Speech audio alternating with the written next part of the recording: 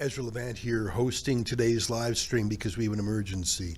It is an ornithological emergency. I woke up today to images that Drea Humphrey, our BC bureau chief, has acquired. Someone had detected a vehicle on the move in the wee hours before dawn, on the move to go to the Ostrich farm, where hundreds of these critters are scheduled to be euthanized because of government policy. Do we have the imagery taken in the dead of night of the vehicle?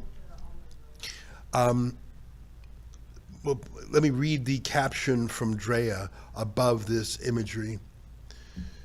She says, "Breaking Ostrich Farm news." Let's put that on the main screen. "This is not a test.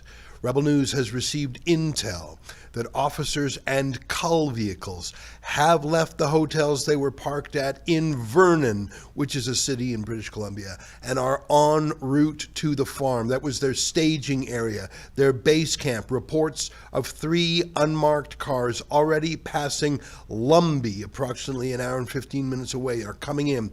Many men, most likely officers, are dressed in black. The farmers and their supporters are on alert. Follow us at SaveTheOstriches.com, and let's show that footage. Take a look at this. You can see the vehicles in the wee hours. They're not coming to move these birds, they're coming to kill these birds.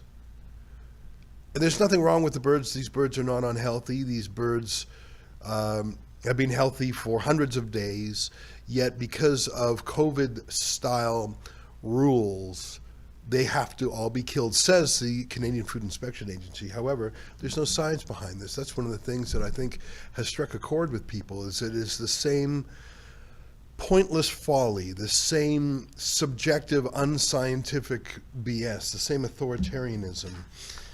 I think that's what's going on here. Let's play. Drea had a series of updates. Can we play some of those? Drea's been our reporter on the scene. She's out there now, and I'll explain in a moment just exactly what we're doing to send her support. Here, let's play this one. This is a very interesting video.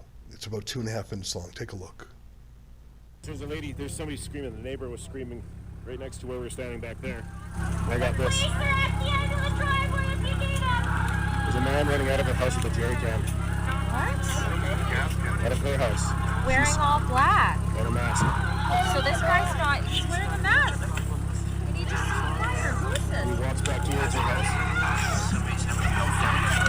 Just 5 minutes ago. Oh my gosh. Did you guys move the jerry can? Well, no, he went back to the jerry can and runs around the property. We don't see him. He doesn't come here. He doesn't come to us. He just walks around that road.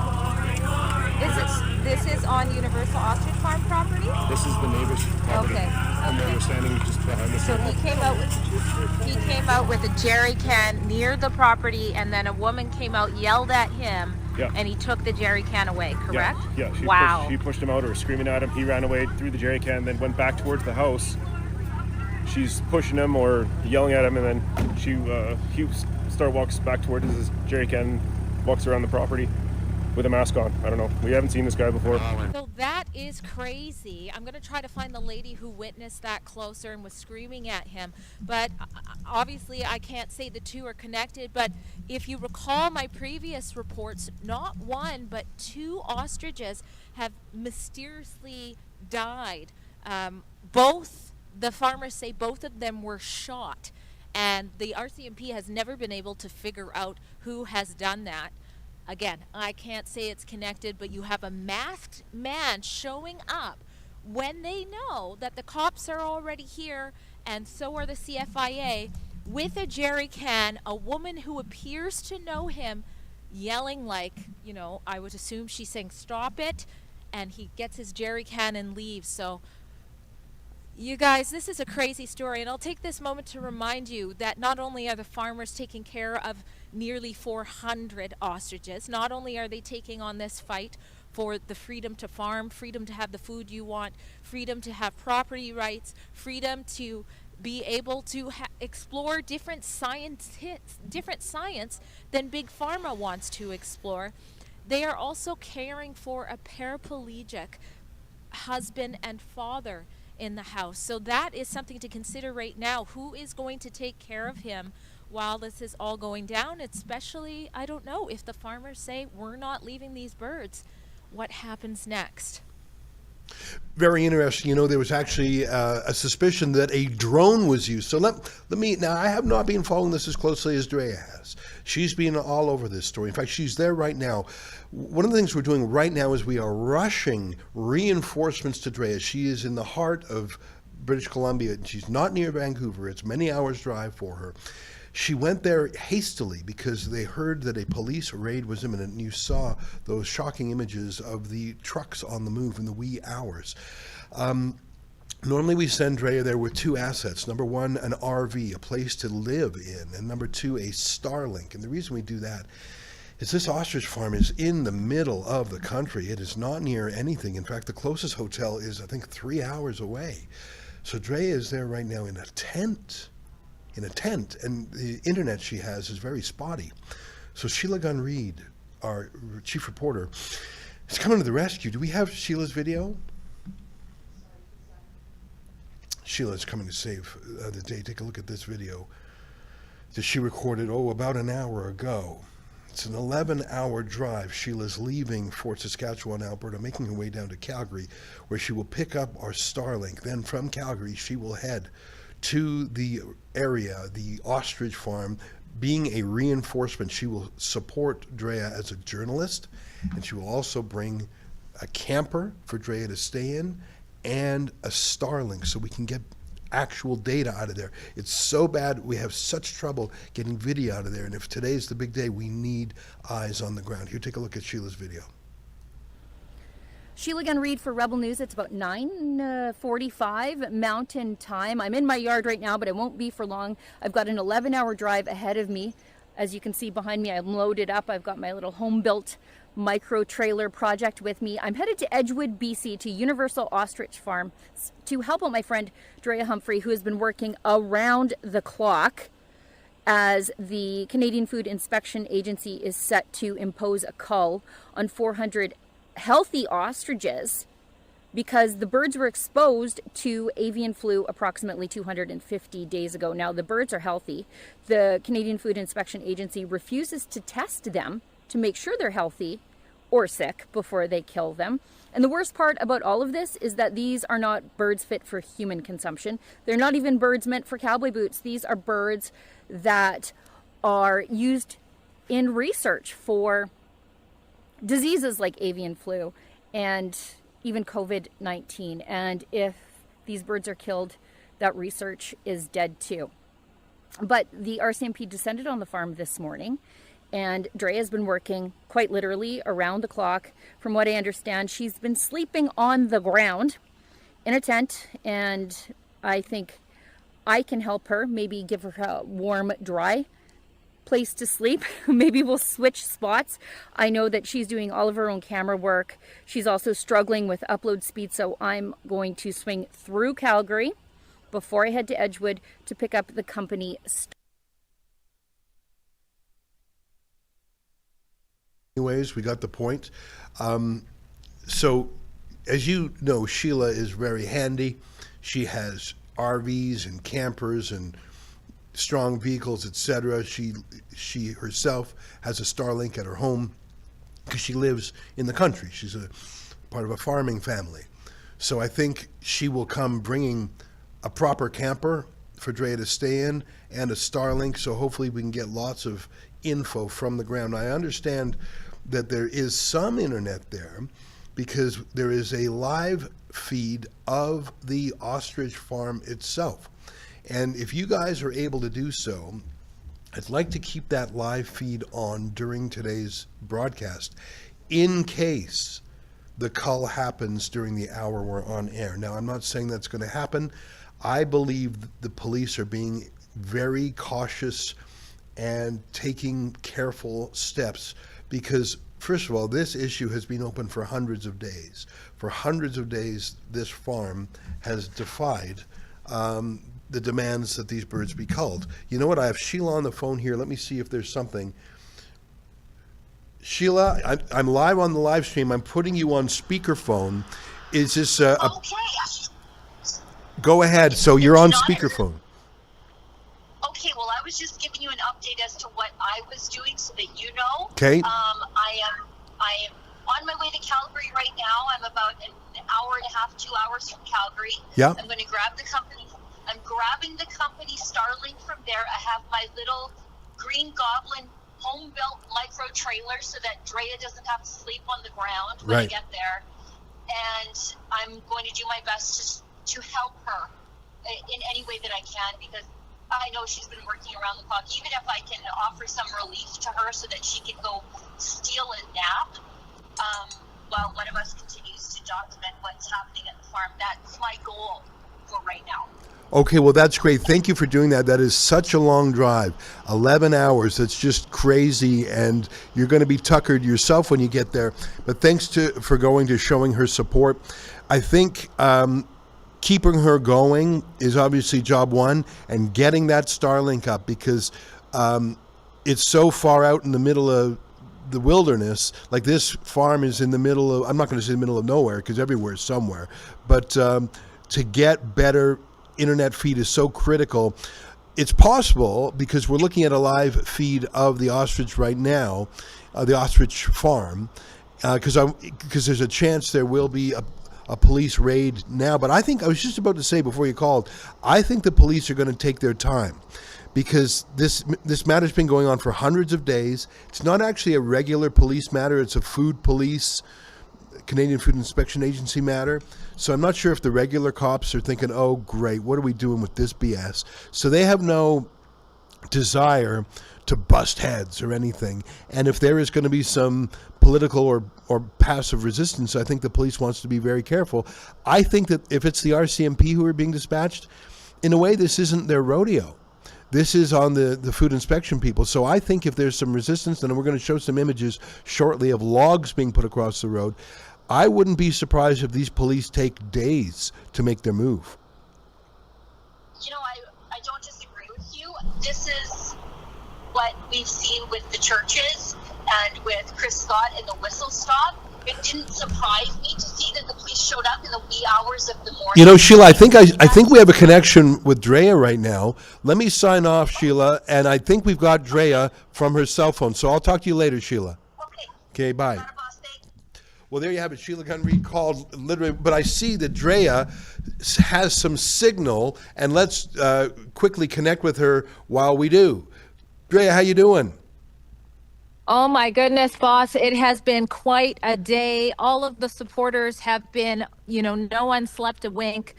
For the viewers who don't know what's been happening since yesterday, actually, let me backpedal just a little, just to show how much Rebel News has been covering this issue. So on Thursday, we broke the name of the truck company that was being used to rent out some of the vehicles to bring some supplies. With the help of a brave whistleblower, we brought that attention to the public. And shortly after that, Clearway Car and Truck Rentals said, we don't want anything to do with this. We didn't know that that's where our vehicles were going. We don't want, we love animals, and this is not a hill for us to die on. So they started demanding back their vehicles, which caused somewhat of a delay. I don't know how long, but the CFIA did in fact have to find a replacement. Then yesterday, I broke the news of the likely company that's been contracted to go ahead and do the disposal, and that is Nucor Environmental Solutions. So just so you know, at SaveTheOstriches.com, you never know, we do have a respectful way for you to demand that they back out of this plan to at SaveTheOstriches.com. So that was sort of what's happened. That's kind of part of why there's been the delay. And then we got word that last night there was about 15 to 20 RCMP making their way to Vernon. So everybody was on guard going into place of what they've had planned here, I guess, for the last, it's been 9 months. Some people have been here since January. Wow. And so they got into position, and then Intel said, nope, they're staying at a conference that's taking place at the Prestige Hotel. I mean, one was reporting what they could hear from the conference of the RCMP. And so from that, later on, they learned that they were going to get some shut-eye. There was a lot of men walking around in black with walkie-talkies. And then around 3:50 this morning, it was really weird because I just had fallen asleep around 2:30 a.m. And I woke up at 5 minutes before. I got a text saying they're getting out, they're getting to their cars. And so that intel was correct. And they got together, they had their coffee. And I would say there's about 3 police that were on the way. There's 2 sort of the station type of vehicles where they're going to be remotely, having their conversations. What's that called? Sorry, those big trucks where they're stationed inside. Anyways, where the RCMP are stationed in there. And the first thing that happened, if you look down here, is the RCMP came here. They said their liaison, I believe they're from E Division, according to my intel. And that means officers from all over British Columbia, not just. We're trying to negotiate because there's a bit of a blockade that's happening. The farm is saying they had nothing to do with it. They're going to work on trying to remove it. I do have, I have video of all of this. It's just hard to get it out fast, of course. So I'm doing my best with that. So the first blockade, which was trees and some metal things, and I don't even know what it all was, but I did record it, has been removed. Jeff, who is helping with the farm, said, I'm going to throw you guys an olive branch. But get this, as that's happening, we start to hear some screaming happening on the road behind us, this same road that we're on. And this is one of their neighbors' house right here on the corner. So the blockages is happening on a road that is shared by both the farm. Let me just break this down. There's actually 2 farm properties. It's co-owned. So over here is owned by ostrich farmer Dave Belinsky, and over here is owned by Karen Esperson. So they share this road with this neighbor over here, and screaming started happening, and a man who was dressed in all black with a black mask was going through the neighbor's property with a jerry can. So at first we're thinking, is someone trying to put the whole place up in flames? Then the RCMP get welcomed on because the farmers say we have had troubles with this neighbor. And if you recall, not one, but 2 ostriches mysteriously died. They believe they were shot while they've been taking on this battle. So the RCMP were welcomed onto the property at that point to go to the neighbor's house, investigate what happened. They've brought the dogs on. Now, of course, they got to see some of the other barriers in place that the protesters have put up while they did that.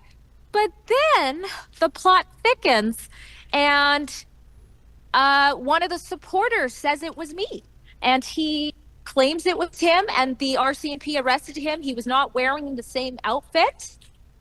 So I don't know if he got changed or what have you, and they arrested him. He's a man named Tim. I've met quite a few times coming out here. He's usually spotted in my videos driving in an ATV back and forth, doing the maintenance for the farm, helping out the farm, volunteering so they could, spend more time on their legal fight and all of this battle. He said it was him. The RCMP arrested him.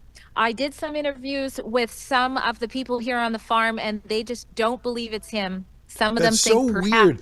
You know what? It's so weird. It's so complicated, the different web of intrigue that's going on here. I mean, you've got the birds and the bird supporters. You've got an angry neighbor who some people think has been taking anti-ostrich matters into his own hands.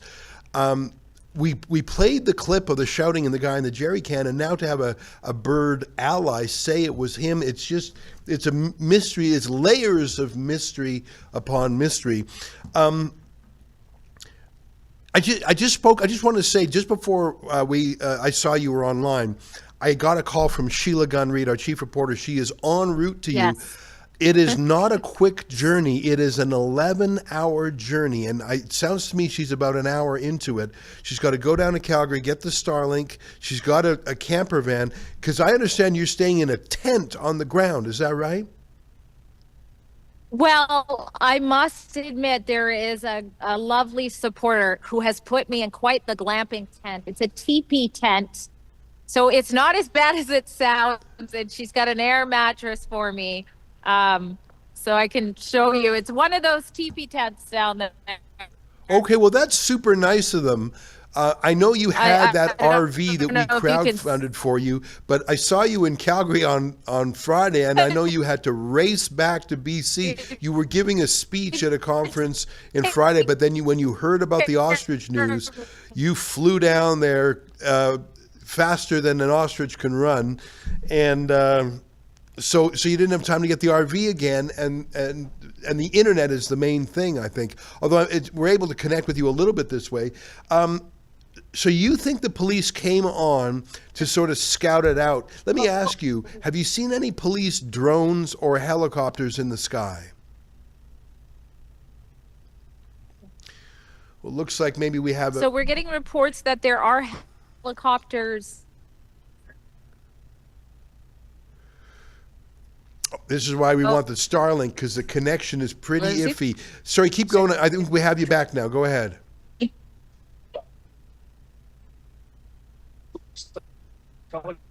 Can you hear me?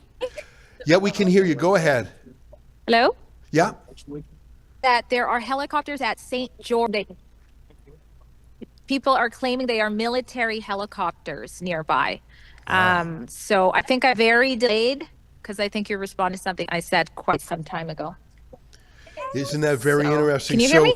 You're saying there are no police in the farm right now, but there are police at the gates of the farm. Is that correct? No, the police have been walking at the neighbor's property with dogs and everything like that, and now they are back on the outside. There is some talk about a warrant coming, and so the farmers are on guard. The farmers are all inside of a pen, and I don't know if you got my answer about the helicopters, but there are helicopters parked nearby at St. Paul's. I just want to show you the table here. The table at the farm has sort of all of the news that has been shedding light on their important fight. And look how big Rebel News' name is there. See. Well, that's great. It's true. You have covered this very well, and you're on the scene. Are there other journalists there? Are there other citizen journalists there? I do see one has come from Surrey, so he's running around here. Global News has been here the last couple of days as well, and that's all pretty much. Well, I'm so glad you're there, and I should say I did see Global News' piece, and it was quite fair. So. Oh, good. Well, that's a pleasant surprise because I mean, I don't know a lot about ostriches other than they're a large flightless bird, and I think they're related to dinosaurs. Prehistoric. I don't think I have a deep affection for the bird. I don't know if they're cuddly. They seem aggressive. But here's why I care about this story. And I think our viewers care about it for a variety of reasons. As Sheila said, there's a property rights issue here. The farm, and not just the farm, but the birds themselves. There's the stupid rules, stupid bureaucracy, stupid authority telling you to do something that makes no sense just because it's a rule. And the order to kill hundreds of birds because of some obscure unscientific hunch or it, I think, offends people, and it reminds them of how COVID was. I think the fact that it just doesn't make any sense to kill all these large animals because hundreds of days ago, one of them might have tested sick. I think another reason is that they won't allow the farm to test them now to prove that they're healthy. I think there's so many layers to this, and as if this is a policing priority, like Canada's in the midst of a massive crime wave, but how many police are going to be part of this raid?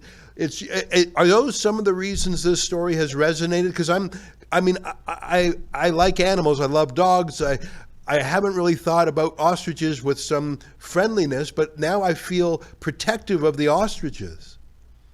I think like you said, it's a nonpartisan issue. Everybody at its core understands that healthy animals should not be killed for no reason. And why?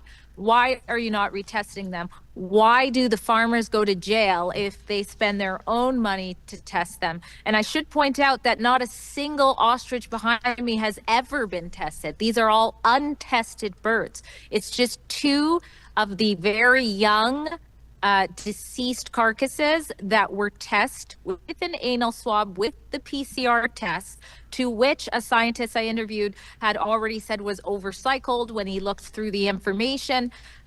So they will not retest these animals to prove the farmers right. And this is also a matter of not having freedom of science, the freedom to explore the scientific avenues other people want to explore. We know Moderna is working hard on a mRNA vaccine to address avian flu, whereas the United States wants to partner with the farm to work on antibody therapeutics to address these type of things. RFK Jr. has said he doesn't want to deal with leaky vaccines anymore. And I should tell you, yesterday, Canada's only avian flu case, the 13-year-old girl,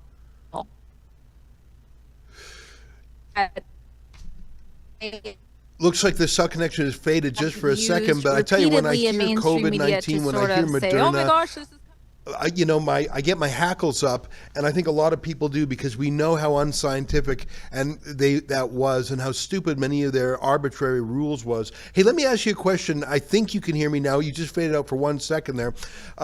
There's a 5-minute video we have. And I think this was before you got there. I haven't watched it yet.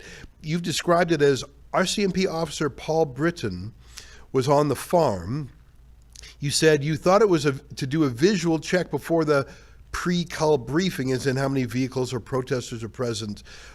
Tell me a little bit about that, and then I think we'll play that clip, because there has been a constant communication between the police and the farm. Tell me a little bit about that clip, and then we'll play the clip. Yes, that's right. And it turned, my guests seem to be right. The farmers weren't sure if his presence, Paul Britton, who I believe is out of Nakus nearby, so sort of a local RCMP officer who has come many times. We've captured him before. And, the farmers claim he looked like he was tearing up. They don't believe he wants to do any of this, and he's grown fond of the people here.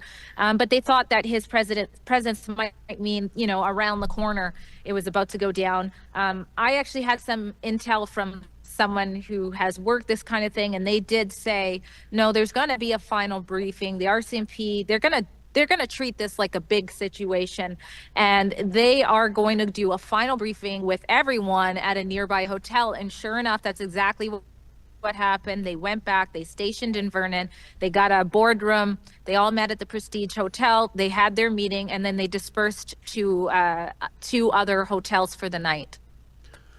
All right. Do you have anything else you want to add before we go to that clip? Because we can let you go and reconnect with you. It's a 5-minute clip. You can stay on the call if you want, or we can let you go and reconnect later. I'll just say a couple of things. Number one, you might want to show the video of Karen Esperson, minutes before the RCMP arrived to start this process of the call. Okay. And I just want to say thank you for everybody who has been supporting their fight. I didn't rent the van this time, but I did have to cancel speaking engagement, which means we're on the hook for the hotel that couldn't be canceled, as well as for the flight that was too late to cancel. So there was those types of expenses. I did rent a car to be here, and I'm renting it by the day, extending by who knows how long it's going to be. But you guys have really made all of this boots on the ground coverage possible, and you can continue to do so at savetheostriches.com if you feel led to support. Thank you very much. Well, I can testify. I saw Drea in Calgary on Friday, and she was set to speak at the We Unify conference, and then she said, Ezra, I gotta go. And I saw her and her mom start making their way back. So you actually had a very long journey going back to Vancouver and then coming back into the interior. Thank you. Sheila's on her way, another long journey. I mean, just the gas alone there. If folks feel like they're in a position to help our coverage, please go to savetheostriches.com. Drea, I have to say your dedication to the story is very touching. I think you've really touched a lot of people, and obviously the farm trusts you. Let's play 2 videos now. The first one, and let's play them back to back, guys. The one from Karen, the farmer, that Drea just mentioned. Do you know the one that Drea refers to, Efron? Play it, and then we'll play the cop one.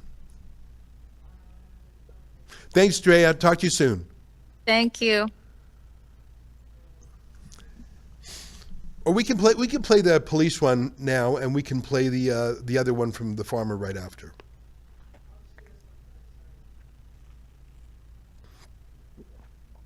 Hi, Karen. What's going through your mind? You know that they're on their way, maybe 25 minutes away right now. Very, very anxious and very sad.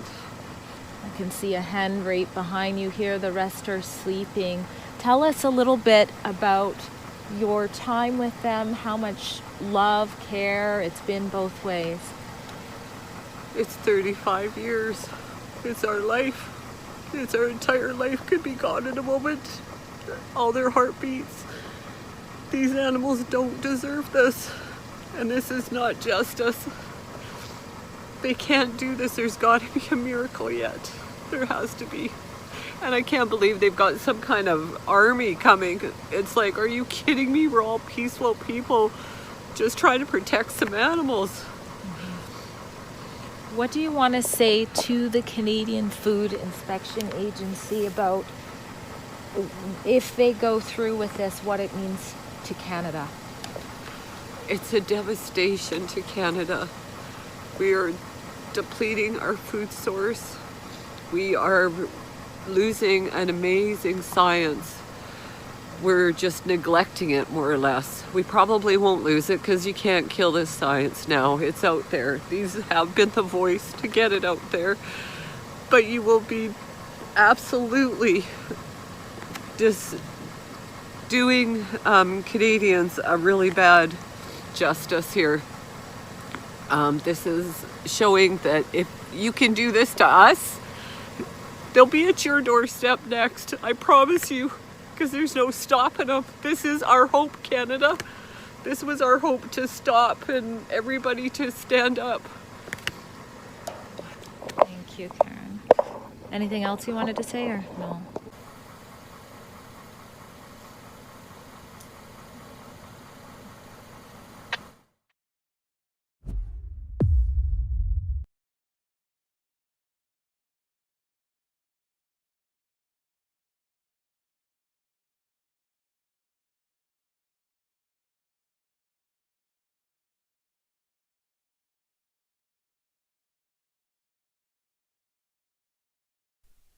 Drea Humphrey here with Rebel News with breaking news. The RCMP just came to the farm, Universal Ostrich Farm, the site of policy over sanity, where a flock of 400 healthy ostriches are set to be culled despite being healthy and asymptomatic and recovered from the avian flu for 9 months. You can see their supporters behind me. The farmers actually had a tip that a officer would be making its way here, just a single officer, and that tip ended up panning out. It was the officer that they're already familiar with. His first name is Paul, and the interaction, which I'll show you in a moment here, has led the farmer to believe that this is it. Just from the look in the eye, almost she claims he was tearing up. Again, I'll show you some of that interaction. You should know that Rebel News has their boots on the ground here to tell you what is going on. We also just broke, just before this, the alleged company that is contracted by the CFIA to dispose of these healthy ostriches' bodies. It is called Nucor Environmental Solutions. I have reached out to them, of course. I have even phoned them to make sure they've had opportunity to respond. I have not heard back at this time, but the farmers are pleading with them to say no, just to call it off. Do not cull healthy animals and allow them to pursue this fight in Supreme Court, as they are currently trying to do with their lawyer. Again, I will keep you posted. Here's the interaction that just went down. And remember, all of our reports at savetheostriches.com. If you feel like you want to support our coverage, please do so when you're there. No, everything's been good. You know, Drea. Cool. Hey, how are you? Hi, how are you Good to doing? see you again. Good to see you as Hey, well. hey, Jim. Good to see you. Oh, yeah. Yeah, I know. I was letting you ask, so you know, so the leave of Supreme Court is submitted. Okay. The AG's acknowledged it. Okay. He's working on, I guess we need a representative from Ottawa. That's it. He's just something about that. But we just are hoping that we're allowed our due process, right? Our legal due process. So, Mom's doing good. Dad, obviously, then we have to worry about the ambulance. Dad is the paraplegic in the house. Yeah. Dad's going to need an ambulance because no one's going to be in there for him if, you know. So, but everybody's great. Okay. Good. Yeah, it's been kind and loving. There was another cop behind you? There was another police officer? Oh, somebody. Just me. It's just you? Yeah, just me. Is it Jeff? Before, a few times along the way. Okay. I'm always just a quiet guy listening. Okay. But no, everything's, and then we, and then, hi, Paul's here. Hello? I just got pocket dialed. Okay. But yeah, so no, everything's good. But I think what we're not comfortable with at this point is just like if there is a bunch of other police officers for no reason. All right, the audio there is a little bit weak, but listen, first of all, that interview with the farm owner, absolutely heartbreaking, don't you think? I mean, the thing about a lot of farmers is it's not just a business. They develop a love for the animals. In fact, if you don't love animals, my guess is you don't last long as a farmer. And because ostriches are so large and they have personality and they're characters, I can imagine you have a certain affection for them. And the idea that some state bureaucrat with a white lab coat and a clipboard can say, I'm going to tell you to destroy every animal on your farm. Why? Are they sick? No. Can I test them to prove that they're not sick? No. You know, it's so nonsensical. It's a total replay of the COVID-19 craziness, I think. And it's also devastating to the farm. I don't know, I think this is very interesting. And even just some of the things Drea was saying about the unusual neighbor, and then someone saying, no, I mean, just there's so many angles. I don't know if you heard Drea's story about one rental company that was supplying vehicles to the CFIA raid, and when they heard about that, when it became known that they did that, people petitioned them and said, don't let your equipment be used. And they didn't. Very interesting stuff. Let me read a few super chats. It's Mr. Kittles says, thank you. Keep up the good work to the whole Rebel team. I appreciate that. I'd like to give a big salute to Drea, who cut short her trip to Calgary, and Sheila, who has just embarked on an 11-hour road journey to A, bring a camper to Drea, and B, bring the Starlink. I mean, that's 11 hours each way, people. That is a 22-hour drive, and I don't know how long Sheila's going to be out there. It's actually just incredible. And that's Sheila for you. She's great. Michael App chips in €5 and says, which RCMP office is acting here? I called the Edgewood RCMP, and they said it is not their office. That's a theory I put a moment ago, which is, if this is the Canadian Food Inspection Agency, they would have their own officers. I don't know if they're armed. And if they need help, they would call on the local constabulary to assist them, which is obviously what they're doing. But if you are a cop out there, rural crime is a whole different kettle of fish, isn't it? And how many officers did we hear were being tasked to this? 12? 20? And by the way, if they see that there's 50 or 100 protesters there, don't be surprised if there's 50 police. Now, do you like this if you're the RCMP? Do you like being handed this little bonbon by your Ottawa superiors? No, you do not, I can't think. And you know, let's be honest, this protest has attracted some real characters. So what? That's BC for you. You know, I don't know if you know this, BC used to have a premier, Amour de Cosmos. Did you know that, Olivia? You know what that means? Lover of the cosmos, lover of stars. Like, this is a place where Canada's slightly quirky people thrive. So, you know, the fact that there's passionate people going to the wall on ostriches, that's BC for you. And some rule-spouting bureaucrat from 2,000 miles away says, no, kill all the animals. I'm not sure if I were a local police, I'd be thrilled to deal with it. Andrea was saying that cop, Paul Britton, probably wasn't one. Marianne chips in $14 and says, "Thank you, Drea. This deserves to reach far and wide around the world." I think it is. Our ostrich videos have been shared tremendously, very grassroots. You know what? I just want to say thanks to Drea and Sheila again. Imagine the commitment. We sprung this on Sheila this morning, the idea of traveling down there. And she just had to make a call or two, and then she got in the vehicle and left on short notice. Such a long journey. Oh my God! You know, I fly sometimes to the UK to cover Tommy Robinson's, and I'm tired. That's only 7 hours each way. Sheila's going 11 hours each way, and at least on the plane you can sleep. You can't sleep if you're driving a car. So I appreciate Sheila's effort, and of course Drea, who's right now sleeping. She said that someone is letting Drea sleep in a fancier tent, but a tent is still a tent, people. Hey, I want to tell you something about our sponsor, if I may. And it actually touches on COVID-style issues. Does your immune system feel compromised ever since COVID? This is our sponsor today. I want to tell you what they have to say. A new study published in the Journal of Clinical Laboratory Analysis suggests you may not be in the clear even if you feel fine. Researchers analyzed blood from people who had recovered from COVID and found something concerning. Their platelets, which are essential for healthy blood clotting, were not functioning properly even months after recovery.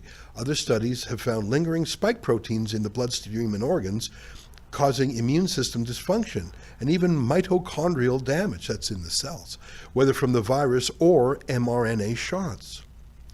This is why Dr. Peter McCullough, we know him, developed Ultimate Spike Detox.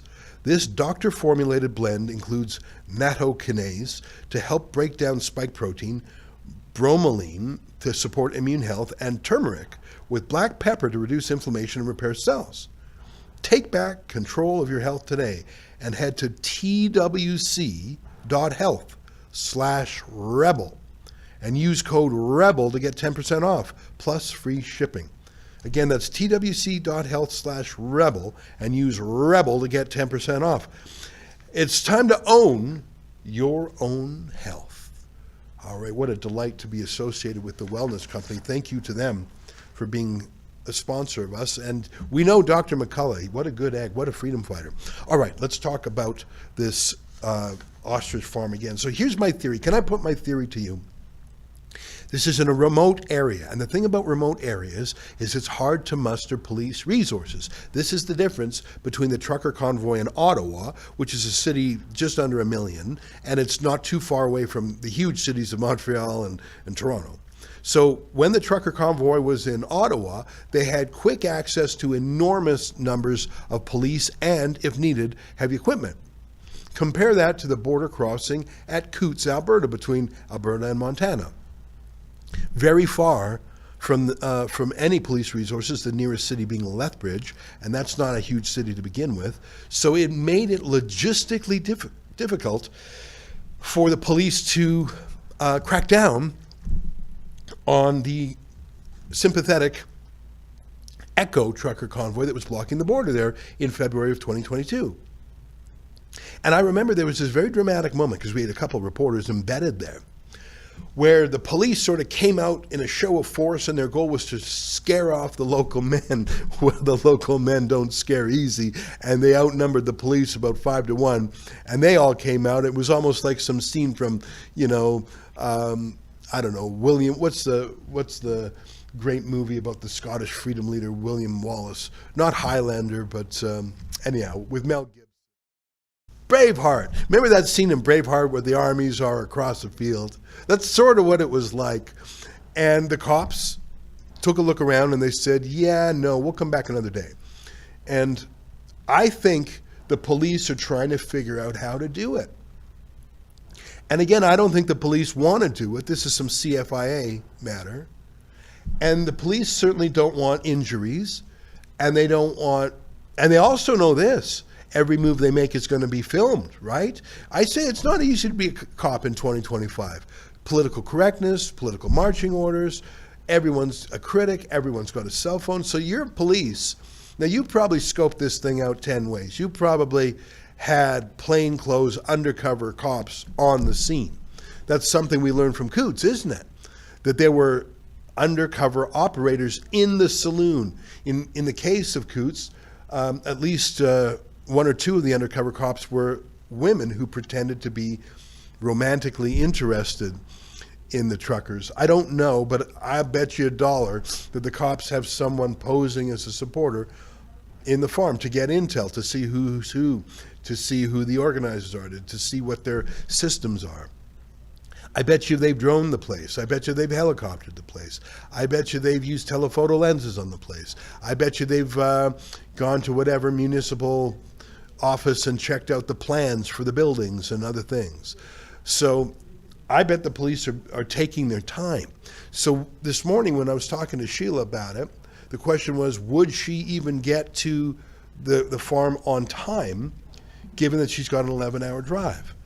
And I think she will, not because she's going to super speed or anything, but because the police, if they've waited hundreds of days already, I don't think they're in a super hurry to bust down the gate. They probably want to be more prepared and have a safety orientation. There's a few moves they could do legally, but here's the thing. This is a private farm. And Drea and the other protesters and supporters are on the farm with the permission and consent of the farm owner. So what are you going to do? It's going to be a very interesting thing that comes. And I'm glad we were able to connect with Drea. Is Drea still handy? Should we connect with her again, or should we talk about some other news in the world? Efron that she's filming right now, so we won't interrupt her. Anyways, the fact that they have not raided, and it's already 11 a.m. actually, I'm not sure the time zone. There's some parts of BC that still go by mountain time. For example, the town of Golden. I don't know where this farm is exactly. Anyways, so I think the Ostrich news, and I don't think I introduced the story well enough because frankly I don't have a total mastery of it, but I think Drea gave us a summary. The birds are healthy. The government says kill them anyways.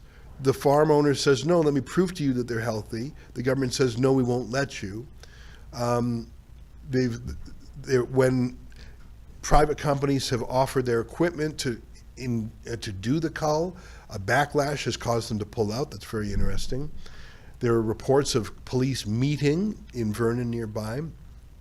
That one policeman, I mean, it sounds like the police are in constant communication with the farm, and that is to persuade, but it's also to learn and get intel. It's my theory that there are undercover cops on the farm. We saw an image of police hiding their identity. Do you have that tweet? I think Chris Dacey retweeted it, showing police hiding their face. Yeah, zoom in on this if you can. Agent Blue Sky, and I think that Chris Dacey repeated. Can you zoom in a little bit there? The RCMP are hiding their identity. And yeah, it doesn't surprise me. Finding out who the cops are. Sometimes police don't want to be known. I mean, anti-mafia police or anti-cartel police sometimes hide their face because they're worried about retaliation by the cartels. Maybe Big Ostrich has threatened them. I doubt it. I'm joking around with that. Drea made a point, and I don't know if you have Drea's tweet. She said something very interesting, and I hadn't thought of this. She said, first the chickens, then the ostriches. Yeah, go up a little bit. Yeah, perfect. Then the cattle. Then your pets. I didn't think of that. That is exactly right. Global News is already warming up the public the fear of household cats being asymptomatic avian flu spreaders. Let's play this little propaganda clip. I despise Global News. They really are the worst. Take a look. Now experts are sounding the alarm that it could be circulating in cats. A systematic review shows both indoor and outdoor cats are getting infected with H5N1. The data includes cases from a 20-year period up to 2024. More than 600 cases across 18 countries were documented in the report, and more than 300 fatalities. Dr. Shanyan Sharif says cats can become infected in a few ways: preying on birds who are infected with H5N1 or eating dead ones, and drinking raw milk that has been contaminated with the virus.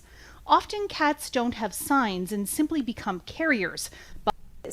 Now, You know, isn't that interesting? I didn't think of it, but of course, you've always got to think of the mission creep, of the slippery slope. And remember, if the governments have new powers because of an emergency, they'll treat everything as an emergency. A climate emergency, like we saw in Atlantic Canada. Oh, it's an emergency. You're not allowed to go into the forest. What? What's that got to, what? Oh yeah, even your own property, if there's a forest on it. Olivia, I just sent you a screenshot that Sheila sent me from the road, and I'll share it with the audience as well if you want to put it. I just emailed it to you. Sheila's driving, and she's listening as she goes. And she sent me this little note by text, and I just sent it to Olivia, who's putting it on the screen. And I'll wait just for one moment before reading it to you. Here we go. Hi, boss. I'm listening to the live stream, and I just want to say that this is typical of the state to break trust between local communities and the RCMP. I'll never forget how the Maine police officer, RCMP Staff Sergeant Bruce Holliday, that Alberta Health Services forced to go to the whistle stop over and over again, I'm not sure if I should read this next part, ended up committing suicide. And we found out that detail when he could not be called to testify at Chris Scott's trial. These ghoulish health agencies don't care what they're doing to anybody. They just get to make these awful orders from behind their desks and never care about the human fallout. You know what? I was a little bit involved in that case. I met Chris Scott several times. He runs the Whistle Stop Diner in Mirror, Alberta. And Mirror is a very small town. I think it's 500 people or less than 1,000 going from memory. And he just wouldn't shut down. He was like the only store in this town, the only restaurant, the only everything. And if you didn't want to go there, don't go there. But police wanted to hammer him down. Well, not police, excuse me, Alberta Health. And as Sheila said, they sent the police around again and again and again. They actually jailed him for a few days. They put a lock on his front door. And I forgot about that terrible, terrible detail about the suicide of the police officer, and I'm very sorry for his family. Exactly right. To break the trust between, you know what, the whole theory of modern policing was developed by Robert Peel.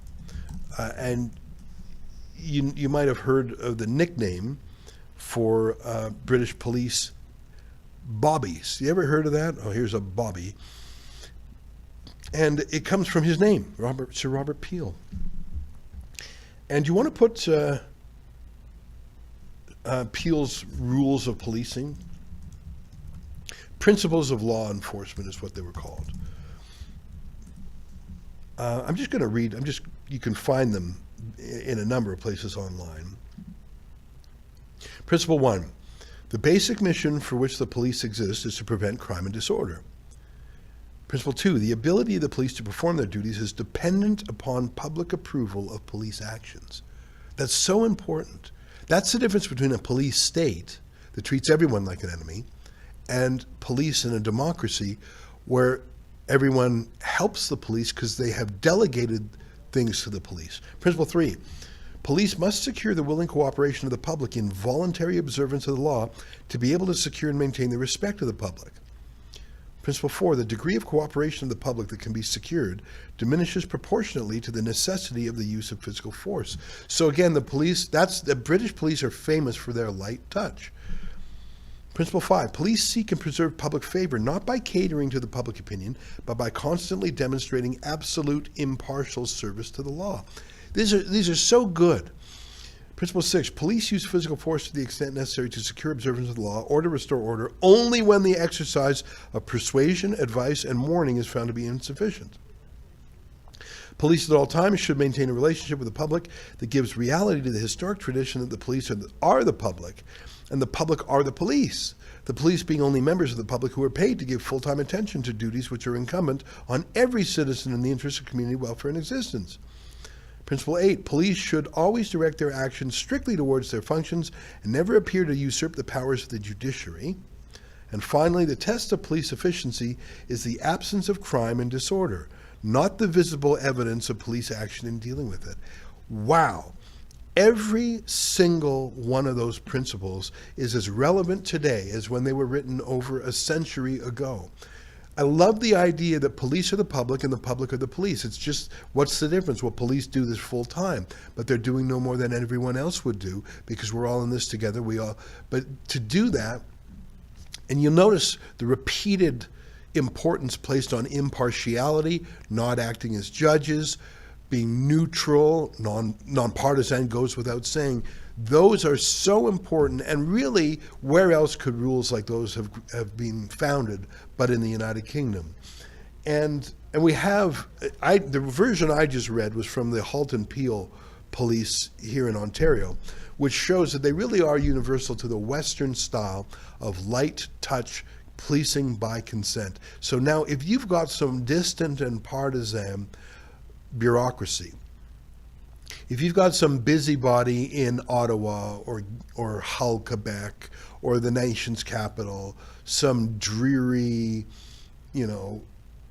government union worker who doesn't want to go back to the office, still works from home, has a Free Palestine lapel pin. If you've got some stereotypical government bureaucrat 2,000 miles away who's decided to kill 400 ostriches on the other side of the country, and the locals are getting uppity about it. Oh, well, just send in the police, just do it. That's not in sync with Robert Peel's rules now, is it? Because what is the community? The community is in the BC interior. Now, laws are the laws, but what exactly law is being broken by having some birds on a ranch? That's Sheila's point, is it is stressing out the connection between the community and the police, which is absolutely essential. I grew up in a time and a place where we looked up to police. You saw police and you thought, oh, the good guy, safety. If I'm in trouble, he's the guy. You just knew that police were safe and strong. And I'm not sure if we can say that so much anymore. Sandeman Ivichevich chips in $5 in a super chat. Thank you very much for that. I'm just going to check to make sure we've got all the super chats covered. Olivia, is there anything else? It's just after 2 o'clock. Is there anything else? I see a note here. Drea cannot join us to end the live stream. She is standing on guard where the police line is. The update. RCMP are trying to serve the farm owners a warrant. Very interesting. I'm guessing now a warrant means a number of things. It could mean a number of things. One of the warrants that we know about is a search warrant. To search what, though? And to do what with the item searched? Is it to search and seize the birds? Is that the warrant? Now, sometimes warrants have written within them, because a warrant is a one-way document. So the police would have gone to a court, made the case to a judge and said, Your Honor, here's what they're doing wrong. Here's the powerful demand I would like you to sign as a sort of warrant. And the judge would be persuaded by that in the first instance. But I don't want to speak with total confidence here, because I don't practice law anymore. I haven't in a long time, and I'm not familiar with the law of warrants. But if I'm not mistaken, if it's like, say, a restraining order, the respondent, the person being served, has the ability to go to court and say, Your Honor, this is BS. All these things are wrong, and here's what's going on. So the fact that they want to serve the warrant directly on the farm is interesting, because I understand the farm as a lawyer. So why aren't they serving the lawyer for the farm? Why are they trying to serve it? I mean, when you serve a document, sometimes you have to physically hand it to someone or touch someone or serve it in a certain manner to guarantee that the right person has it. That can be put aside if someone says, I'm the lawyer for my client, and just FYI, going forward, I will accept service of any documents, so you don't have to chase my client anymore. You don't have to harass them. You don't have to hassle them. And you have the certainty that if you send it to my law firm, I'll take care of it. That's usually how it goes. I don't know if you can do that with warrants. And I'm not 100% sure the legal situation in terms of legal representation for the farm. That is something that Drea is working on right now, and that's why she can't join us to end the live stream. So it's 2:05 Eastern Time. It's 12 noon in Alberta. And it's 11 a.m. in BC. And Sheila is on her way down there.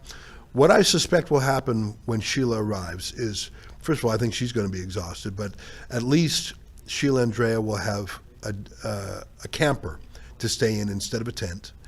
They'll have the Starlink, which gives better connection. Although that wasn't terrible on the phone, but you could imagine that's not good at delivering a 500 megabyte video file. So hopefully they'll be able to get the Starlink up and running, and we can do live streams. Now, if the police are just trying to serve a warrant,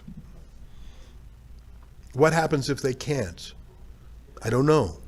That's part of what we talked about before. Do the police really want a showdown in the middle of the country, like far away from a big city? Are they ready for it? What's their plan?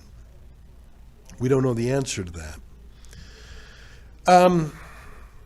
Anyways, we've got our top people on the team on the project, so I know that if anything happens, we'll be the ones who can help share that information with you. What's the desired outcome here? What's the goal? Why would someone as powerful as Robert F. Kennedy Jr. weigh in on this? Like, it seems sort of unusual. Senior cabinet minister in the U.S. administration weighing in on some birds in B.C. That sounds unusual. I think there's the principles involved. The principles, just like there's policing principles for good community policing, I think there's medical principles. And having a kill first mentality and having a bureaucracy first mentality, I don't think that's good community policing. I don't think that's good animal management. I'm not a farmer, I'm not an expert, but I don't think a lot of the CFIA people are either. I tell you, if I had to trust who's better at raising ostriches, these farmers or folks in the Ottawa office of the CFIA, I'm pretty sure I know how that goes. Well, it's been a pleasure to sit in the chair here today. I'm really glad we connected directly with Drea. We chatted a bit on the phone with Sheila. She's on her way down. And it looks like this story is going to keep bubbling all week. And with the Starlink in place, thanks to Elon Musk, hopefully we'll have excellent coverage. Thank you to our live chatterboxes. Thanks to Olivia and Efron in the control room and others who were working on this story. On behalf of all of us here at Rebel World Headquarters, to you at home, until my show tonight at 8 p.m. Eastern, good night and keep fighting for freedom.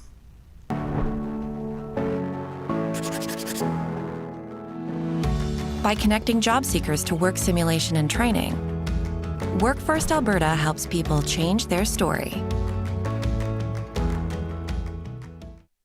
Big news! Rebel News now has premium memberships on X, Locals, and right here on YouTube. For just $4.99 a month on YouTube, you'll get loyalty badges, custom emojis, and access to members-only chats during our live streams.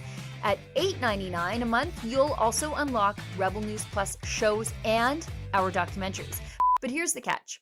YouTube could cancel that premium tier at any time. That's why the best way to support us is at rebelnewsplus.com. It's just $8 a month, cheaper if you go annual, and you'll get exclusive extras like an ad-free site, comments access, and even the chance to submit op-eds. Wherever you join us, thanks for keeping